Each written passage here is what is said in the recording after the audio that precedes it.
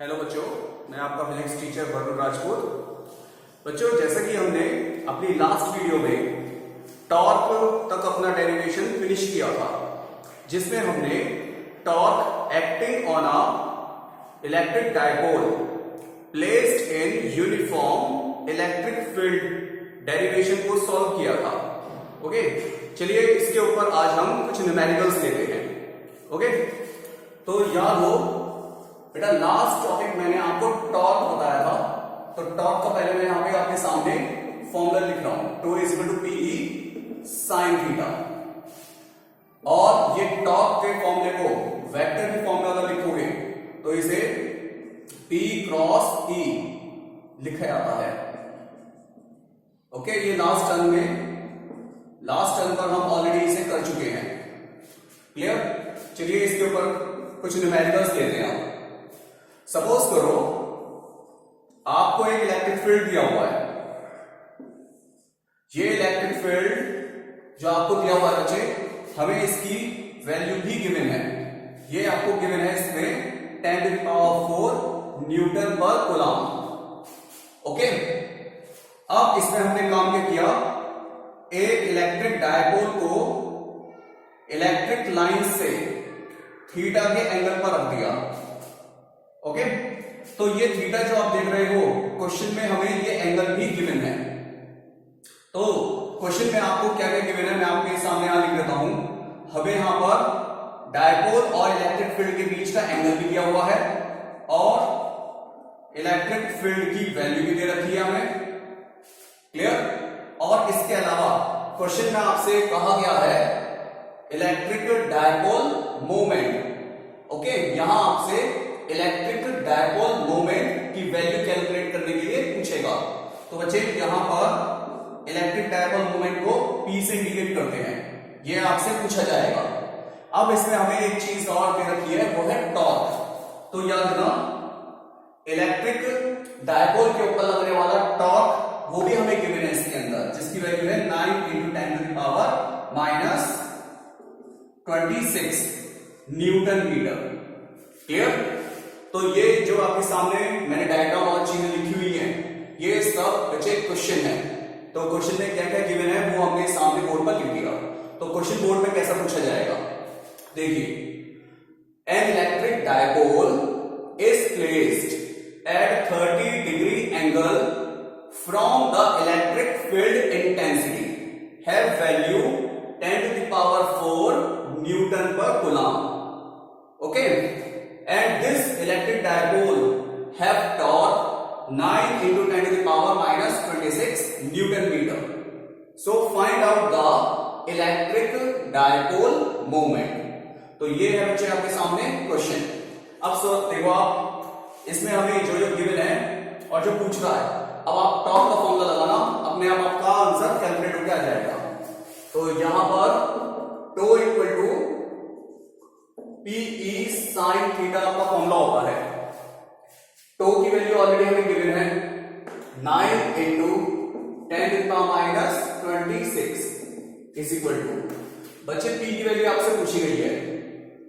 Electric field हमें दिया हुआ है इसमें 10⁴ इनटू साइन थीटा। थीटा कितना गिवन है इसमें 30°। तो इलेक्ट्रिक डायपोल मोमेंट कितना आया, 9 × 10⁻26 अपॉन 10⁴ इनटू साइन थीटा। ये साइन 30 की वैल्यू आप जानते हैं कितनी होती है, 1/2। ये 2 ऊपर आ जाएगा, तो 2 ये आपका 18 इनटू ये भी ऊपर आ जाएगा 10⁻30। तो ये आपके पास बचे इलेक्ट्रिक डायपोल मोमेंट की वैल्यू कैलकुलेट होकर आ चुकी है। इलेक्ट्रिक डायपोल मोमेंट याद आ रहा हो, इसकी यूनिट मैंने आपको बताई थी, कूलम मीटर होती है। तो यूनिट जरूर लिख देना, कूलम मीटर।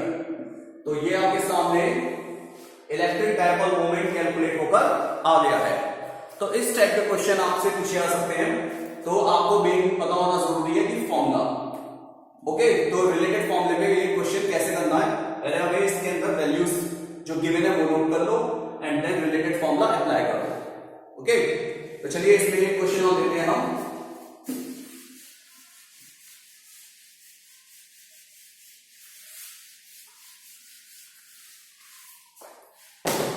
बच्चों इसमें आपके पास एक सेकंड क्वेश्चन में आपको करा रहा हूं। ये आपके सामने एक एक्सिस गिवन है, ओके। इस एक्सिस पर जो y एक्सिस आपको दिखाई दे रहा है बेटा, इस y एक्सिस पर हमने क्या ले लिया, एक इलेक्ट्रिक डायपोल को ले लिया। ये इलेक्ट्रिक डायपोल का माइनस चार्ज और ये इलेक्ट्रिक डायपोल का प्लस चार्ज गिवन है।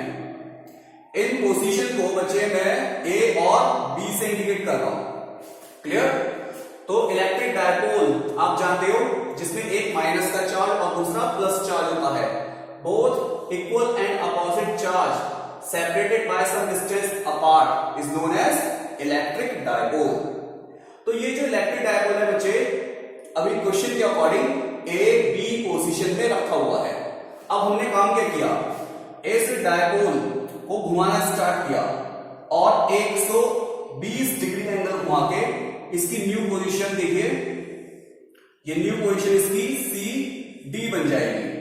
तो ये आपका डायपोल यहां से यहां तक घुमाया गया है। पहले ऐसे रखा हुआ था डायपोल, देखिए ये प्लस पॉइंट मान लो, प्लस चार्ज, और इसे ऐसे लाइक दिस रोटेट कर दिया। अब ये प्लस कहां आ गया, सी पर आ गया, क्लियर। तो ये प्लस चार्ज सी पर आ गया है, ऑब्वियस है। डी पे कौन सा वाला चार्ज होगा फिर, माइनस। तो ये electric dipole A B position से 120 डिग्री को एंगल को रोटेट करके बनाया गया है। तो ये एंगल कितना है हमारे पास, 120 डिग्री। तो ये आपका क्वेश्चन का डायग्राम आपको बाकायदा मिलेगा। अब इस क्वेश्चन के अंदर आपसे कहेगा find out the net electric dipole moment. तो बच्चे यहां अब हमें resultant electric dipole moment calculate करके बताना है। तो रिजल्टेंट इलेक्ट्रिक डायपोल मोमेंट की वैल्यू आपको बच्चे कैलकुलेट करके बतानी होगी। इसे मैं P डैश से इंडिकेट कर रहा हूं रिजल्टेंट को, क्लियर। और इसके अंदर सेकंड चीज आपसे पूछेगा find out the torque also. बच्चों सेकंड पार्ट में आपसे पूछेगा टॉर्क की वैल्यू बताओ। जब ये जो डायपोल है electric field lines which is along the x axis, electric field lines which is along the x axis से ये resultant electric dipole moment 30 degree के एंगल पे अगर रखा हो तो आपसे बच्चे टॉर्क की वैल्यू पूछेगा। तो अब आपसे टॉर्क की वैल्यू पूछ रहा है कब, when electric field act along the x axis, तब ये सेकंड केस में टॉर्क आपसे पूछा जाएगा। तो सबसे पहले चलो हम कैलकुलेट करते हैं ये डायपोल मोमेंट की वैल्यू को। तो यहां मैं इसे कैलकुलेट करता हूं, ओके। लिसन, ये क्वेश्चन आपके सामने है डायग्राम की टर्म में, और जो पूछा गया ये क्वेश्चन मार्क मैंने वहां लगा दिया। सबसे पहले मुझे बताओ इस डायग्राम की जो ए बी पोजीशन है ये एक डायपोल को बना रही है, एक इलेक्ट्रिक डायपोल को बना रही है। बच्चों इलेक्ट्रिक डायपोल की डायरेक्शन हमेशा माइनस चार्ज से प्लस चार्ज की तरफ होती है। तो इसका मतलब यहां पर ये एक इलेक्ट्रिक फील्ड P1 होगा जो माइनस चार्ज से प्लस चार्ज की तरफ ऊपर की तरफ लग रहा है। कोई दिक्कत?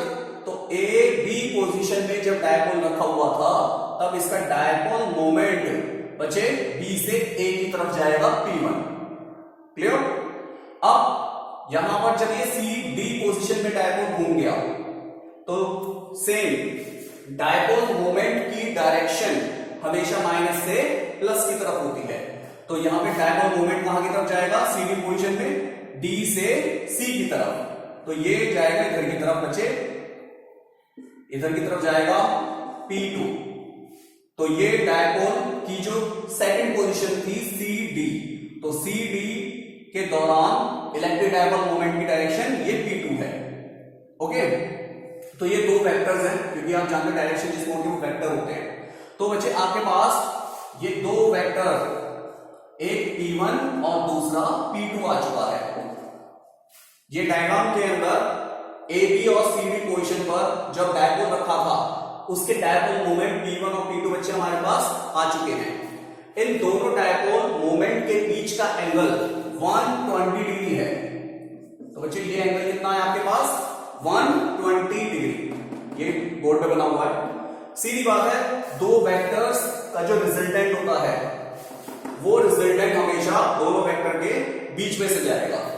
ओके, तो ये बीच में से जा रहा है P डैश। बच्चे इस P डैश को ही कहेंगे हम रिजल्टेंट डायपोल मोमेंट। बच्चे इस P डैश की ही वैल्यू आपको कैलकुलेट करनी है। क्लियर? पहले मैं इस डायग्राम के अंदर P1 और P2 इनकी वैल्यू आप बता देता हूं। मुझे एक बात बताइए, यहां आपके सामने जो डायग्राम है इसमें क्या दो इलेक्ट्रिक डायपोल है? नहीं बच्चे, डायपोल तो एक ही है, वो डायपोल बस रोटेट हो रहा है। पहले ए बी पोजीशन में रखा था, अब बाद में सी डी पोजीशन में रखा है। तो साफ जाहिर है ये डायपोल मोमेंट में चार्ज की वैल्यू सेम है, विच अपोजिट इन नेचर, सेम ऐसे सी डी पोजीशन में भी वही कंडीशन है। ए और बी के बीच की डिस्टेंस और बच्चे सी और डी की बीच की डिस्टेंस भी सेम है। इससे साफ जाहिर होता है कि P1 और P2 आपस में इक्वल है। तो P1 को भी मैं P को कहूंगा और P2 को भी P कहूंगा, क्योंकि दोनों डायपोल मोमेंट के जो मैग्नीट्यूड्स हैं वो इक्वल होंगे। क्लियर? चलिए P डैश निकालते हैं। तो रिजल्टेंट का फॉर्मूला आप जानते हैं वेक्टर के रूल के according, under root a square plus B square plus 2ab cos theta होता है। तो बच्चे a और b का काम कौन कर रहे हैं? यहां पर P1 square plus P2 square plus 2P1 P2 cos theta. याद आ गया फॉर्मूला? 11th में भी हमने रिजल्टेंट का फॉर्मूला पढ़ा हुआ है। ओके, चलिए अब इसमें वैल्यू पुट कर दिए। तो P1 is equal to under root P1 को P स्क्वायर प्लस P2 को भी P square plus 2P1 P2 क्या होगा? 2PP हो जाएगा। क्लियर? cos थीटा, आप जानते हो cos थीटा ये क्या है? cos 120। ओके, तब इसे अब आप फर्दर सॉल्व करो। तो P dash is equal to under root ये कितना हो गया? P square 2P square. बच्चों ये आप जान लो मल्टीप्लाई में है, तो cos 120 की वैल्यू याद है ना -1/2 होती है, तो यहां माइनस आ जाएगा। तो -1/2 cos 120 की वैल्यू रखनी पहले तो मैंने, फिर 2P स्क्वायर तो इंटू 2P स्क्वायर। बेटा 2 से ये वाला 2 कट गया। अब आप देखो 2P स्क्वायर में से P स्क्वायर गया तो कितना बचा अंडर रूट में? P square. तो अंडर रूट में क्या बचा हुआ है? P square. तो अल्टीमेटली आपके पास ये जो रिजल्टेंट है P डैश वो किसके इक्वल कैलकुलेट होकर आ गया? P के इक्वल टू कैलकुलेट होकर आ गया। तो यही हमारा रिजल्टेंट इलेक्ट्रिक डायपोल मोमेंट होगा। तो हमने इसमें क्वेश्चन का फर्स्ट पार्ट कंप्लीट कर लिया। अब आ जाओ सेकंड पार्ट पर। ये सेकंड पार्ट में क्या होगा?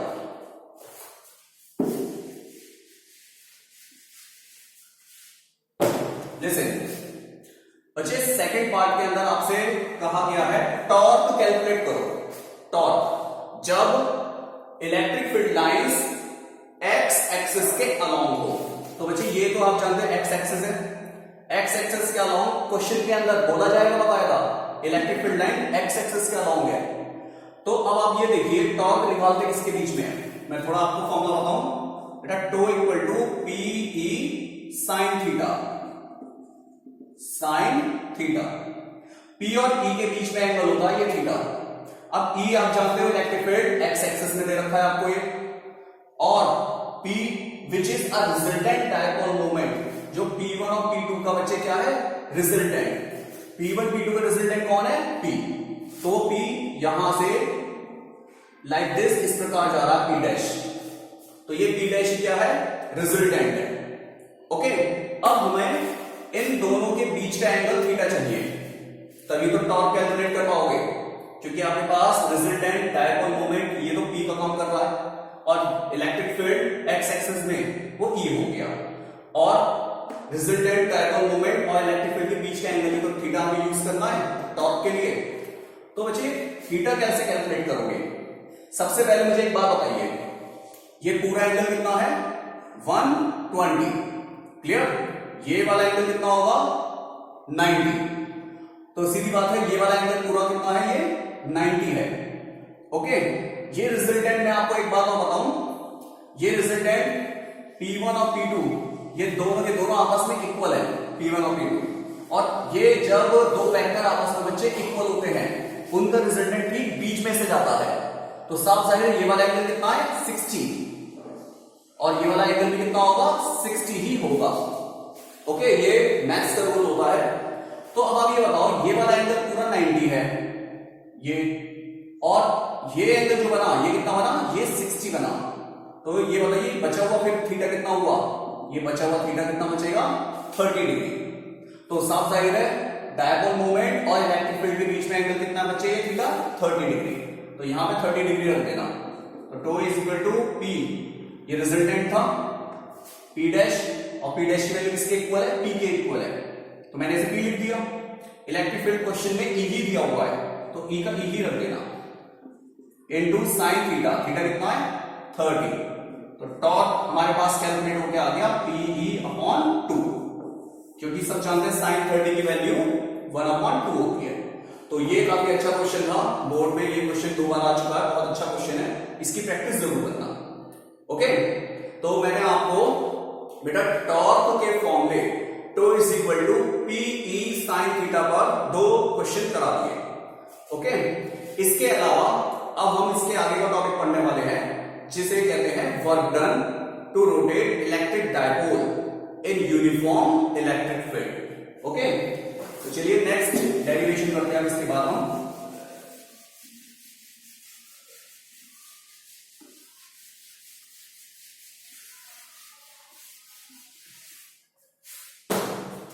देखो बच्चों,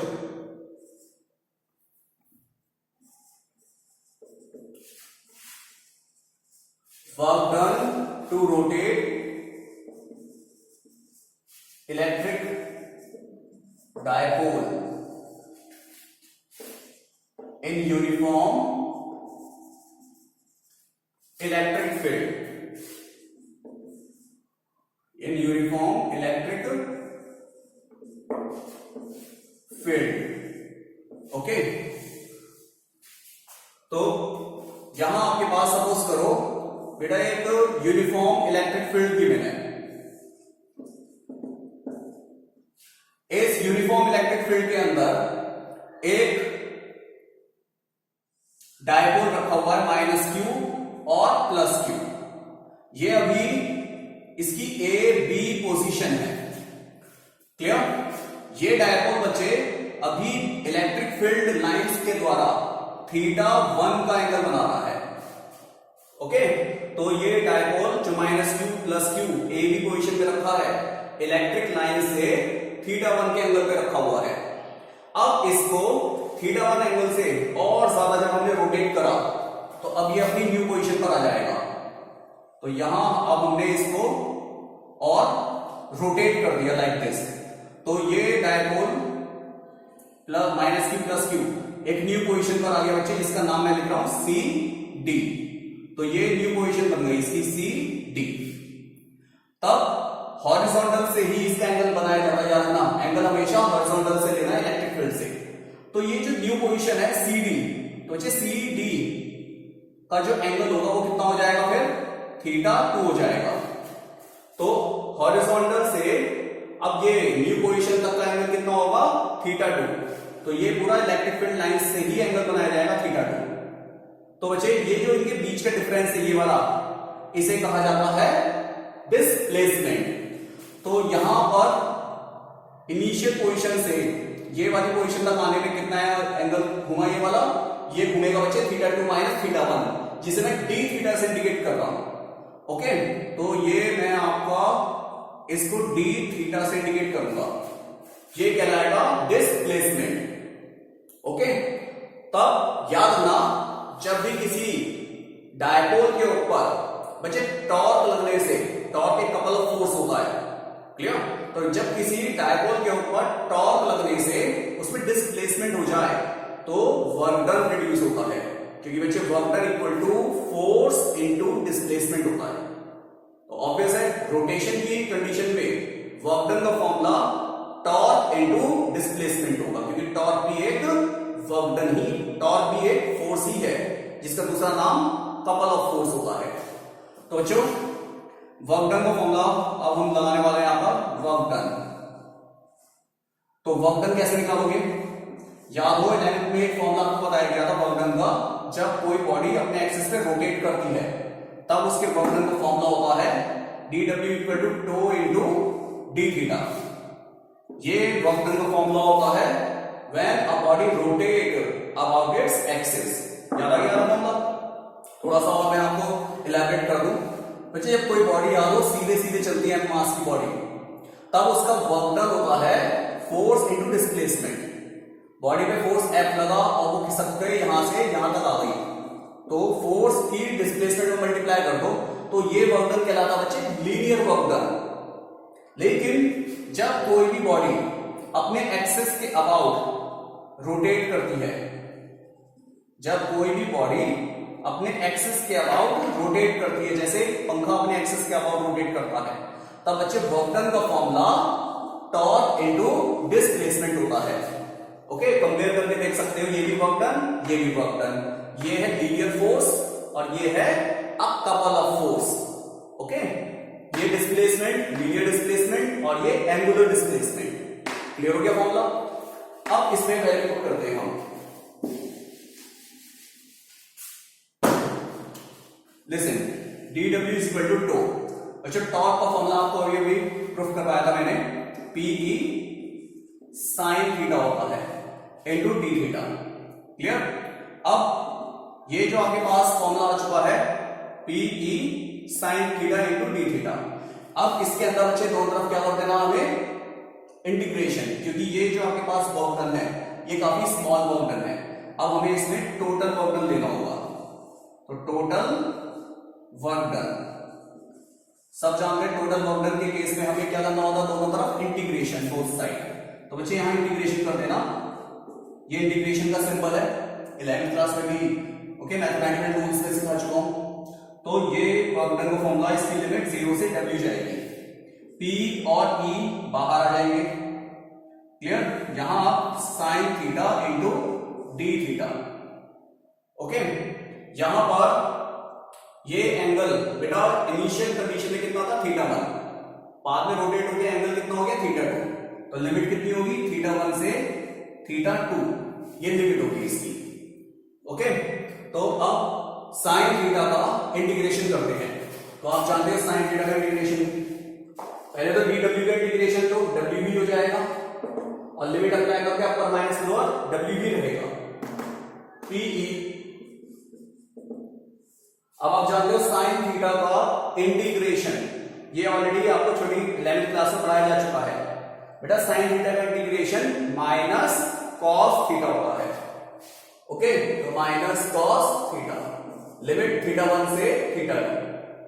तो W equal to PE, minus बाहर आ जाएगा पहला और लिमिट अप्लाई करो, upper limit minus lower limit, तो कॉस θ2 माइनस अपर लिमिट, एक बार बच्चे थीटा की जगह θ2 लिखेंगे, फिर माइनस एक बार थीटा की जगह θ1 लिखेंगे, इसे कहते हैं लोअर लिमिट। तो अपर limit minus lower limit. Clear? अब इसके बाद ये माइनस आपको दिया हुआ है बच्चे, cos θ1 आगे लिख लेना, cos θ2 पीछे, तो माइनस कॉमन आ जाएगा, माइनस माइनस प्लस, तो ये आपका हो गया PE cos θ1 माइनस cos θ2।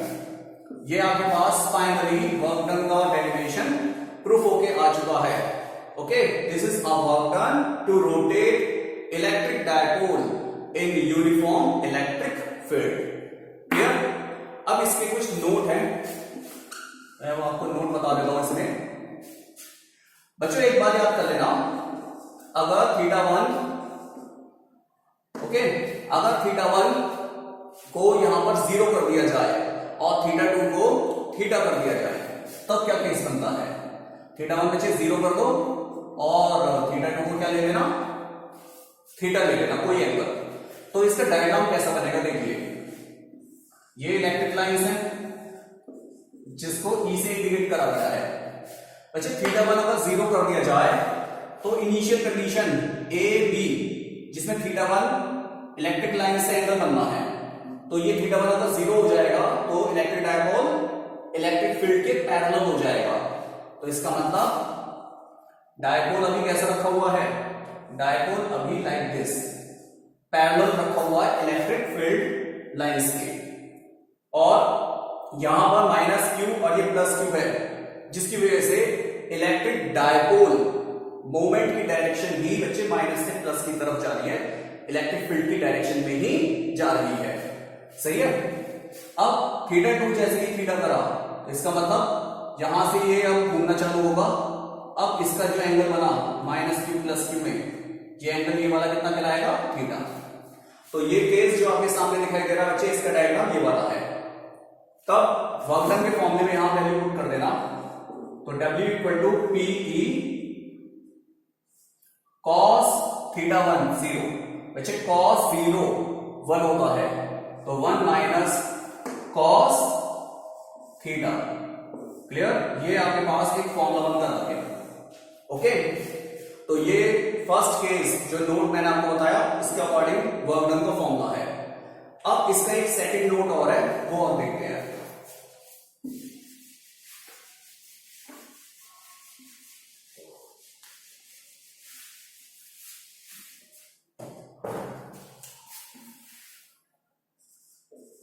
देखिए नोट सेकंड, ये सेकंड नोट के अंदर अगर बच्चे ये थीटा 1 की वैल्यू अगर 90 कर दी जाए और थीटा 2 की वैल्यू थीटा ही रहे, तब क्या बनेगा केस में, थीटा 1 इक्वल टू 90 कर दो और theta 2 equal to theta. Clear, इस केस में डायग्राम कैसा बनेगा देखो जरा।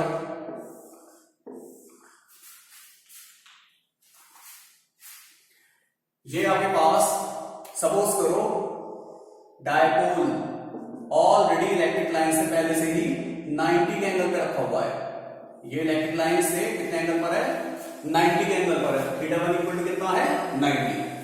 अब ये theta 2 equal to theta angle घूम गया, ये लाइक दिस ऐसे रोटेट कर दिया आपने, ऐसे करके यहां से रोटेट कर दिया, तो ये वाला एंगल अब यहां कितना घूम गया ये, क्योंकि एंगल तो आप जानते हो हॉरिजॉन्टल से घूमेगा, ये पूरा एंगल कितना हो गया इसका, थीटा हो जाएगा।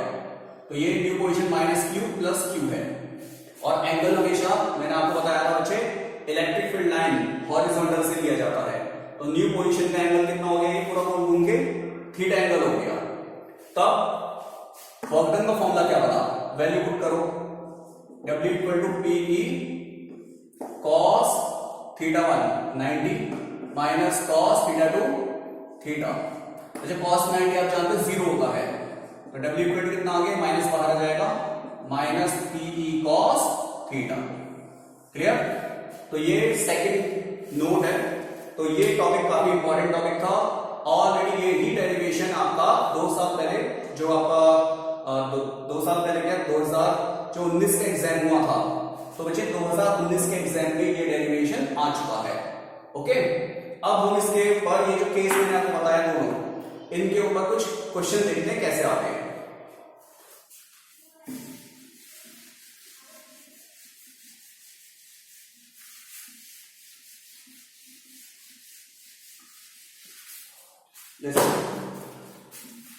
बच्चों आपको एक क्वेश्चन दिया हुआ है, ये इलेक्ट्रिक फील्ड है, यूनिफॉर्म इलेक्ट्रिक फील्ड। क्वेश्चन के अकॉर्डिंग कहा गया है an electric dipole is placed parallel to the electric lines, then it rotate by 180 degree angle, so calculate the work done. Okay, तो क्वेश्चन क्या बोला समझो, एक डायपोल है बच्चों, डायपोल इलेक्ट्रिक लाइंस के पैरेलल रखा हुआ है, पैरेलल इसे कहेंगे हम। फिर क्वेश्चन में कह रहा है then this electric dipole rotate by 180 degree angle. अब ये डायपोल बच्चे कितना डिग्री का एंगल घूम गया, 180 डिग्री का एंगल घूम गया। तब क्वेश्चन के अंदर आपसे वर्क डन की वैल्यू पूछ रहा है, तो सबसे पहले अब ये बताओ आंसर में, इनिशियल कंडीशन में अकॉर्डिंग टू क्वेश्चन बोला गया साफ साफ electric dipole is placed parallel to the electric lines.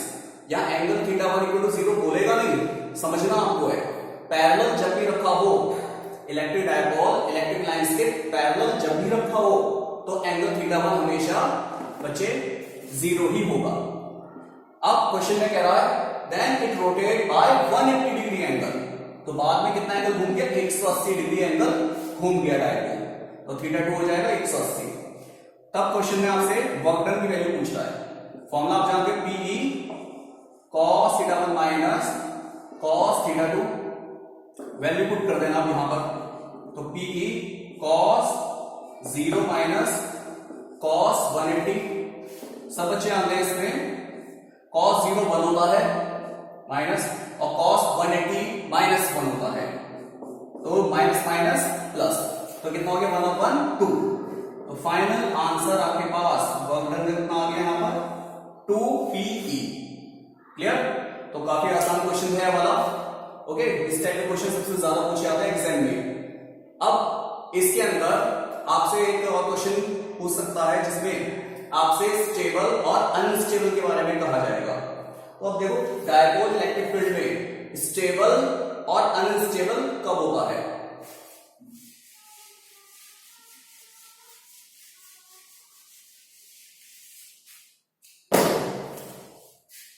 देखो सेकंड क्वेश्चन बच्चों, क्वेश्चन है electric dipole electric field line में स्टेबल कंडीशन में रखा है और एक बार अनस्टेबल कंडीशन में रखा है, तो what will be the angle when the electric dipole is parallel, when the electric dipole is stable and when the electric dipole is unstable.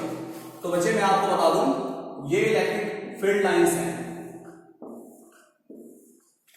Electric field line के अंदर याद रखना, जब कोई dipole minus Q plus Q बेटा electric field के parallel रखा हो, तो इस कंडीशन में यहां पर थीटा की वैल्यू कितनी होगी 0। तो थीटा इक्वल टू जब 0 होगा, ये थीटा इक्वल टू 0 किसके बीच में एंगल है, ये डायपोल मोमेंट और इलेक्ट्रिक फील्ड के बीच में एंगल है। अब आपको मैं बता दूं बेटा डायपोल मोमेंट यहां पर कहां से कहां जा रहा है, माइनस से प्लस की तरफ। आप सब जानते हो इलेक्ट्रिक डायपोल मूवमेंट की डायरेक्शन होती है, सेम यही डायरेक्शन इलेक्ट्रिक फील्ड की है। तो इलेक्ट्रिक फील्ड और डायपोल मूवमेंट के बीच में कितना एंगल है 0। तो थीटा इक्वल टू 0 का मतलब क्या है, parallel. Okay, parallel to electric lines, electric lines. तो बच्चे जब थीटा इक्वल टू 0 होता है between dipole moment and electric field, then the dipole is parallel to the electric lines। इस कंडीशन में ही डायपोल हमेशा स्टेबल होता है। तो सो डायपोल इज स्टेबल। तो बच्चे क्वेश्चन में आपसे सीधा पूछेगा स्टेबल की कंडीशन बताओ, तो आप एक लाइन में क्या लिख देना, theta equal to 0, that's it, एक नंबर तुरंत मिल जाएगा। या parallel to the electric line, theta equal to 0 लिखो या parallel to the electric line लिखो या दोनों लिखो। Okay, in all condition answer सही है। तो याद रखना theta equal to 0 parallel to the electric lines क्या शो कर रही है, डायपोल इज स्टेबल। ओके, तो इलेक्ट्रिक डायपोल आपका स्टेबल कब होता है, सबको क्लियर हो गया। अब हम बात करेंगे कि इलेक्ट्रिक डायपोल बच्चे अनस्टेबल कब होता है। जब स्टेबल होता है तब उसकी एनर्जी कितनी होती है, मैं उसके बारे में बता देता हूं। देखिए याद रखना, यहां पर हम एनर्जी या वर्क डन, आप जानते हैं एनर्जी या वर्क डन आपस में सेम होते हैं। बेटा वर्क डन का ये वाला फॉर्मूला, इस क्वेश्चन के अंदर वर्क डन का याद रखना हमेशा माइनस वाला फॉर्मूला यूज करते हैं। तो minus PE sine cos theta, ये वाला फॉर्मूला याद आ रहा हो, मैंने आपको नोट 2 जो अभी सेकंड नोट कराया था उसमें प्रूफ करवाया था। तो सेकंड नोट में जो वर्क डन का फॉर्मूला होता है यही डायपोल की एनर्जी को शो करता है। तो यहां पर अभी फॉर्मूला आपके पास है W equal to minus PE cos theta. हम बात कर रहे हैं स्टेबल कंडीशन में डायपोल की एनर्जी। तो अच्छा डायपोल की एनर्जी स्टेबल कंडीशन में कितनी होती है, थीटा इक्वल टू क्या कर दो 0, तो cos 0 कितना हो जाएगा, cos 0 1 हो जाएगा, तो माइनस PE। तो इसका मतलब स्टेबल कंडीशन में डायपोल के अंदर एनर्जी बच्चे माइनस में होती है। और माइनस में एनर्जी का मतलब नेग्लिजिबल एनर्जी। नेग्लिजिबल एनर्जी, जब किसी बॉडी के अंदर बच्चे एनर्जी नहीं होती तो वो बॉडी कैसी रहती है, बिल्कुल रेस्ट पोजीशन में रहती है, बिल्कुल आरामदायक स्थिति में होती है, जिसे स्टेबल कहते हैं। तब यहां पे सेम डायपोल के अंदर भी अब एनर्जी किसमें आ गई है, माइनस में। इसका मतलब डायपोल के अंदर अब कोई एनर्जी नहीं है, जो है एनर्जी वो नेग्लिजिबल है, इसलिए डायपोल अब कैसे पोजीशन में है, स्टेबल। तो ये केस आपको मैंने बताया, ये सब स्टेबल के केस है कि डायपोल स्टेबल कैसे होता है। ओके, इक्वल टू 0 पर या parallel to the electric line, या डायपोल की स्टेबल कंडीशन में एनर्जी बच्चे माइनस पीई होती है। क्लियर? अब हम बात करेंगे इसमें अनस्टेबल कंडीशन।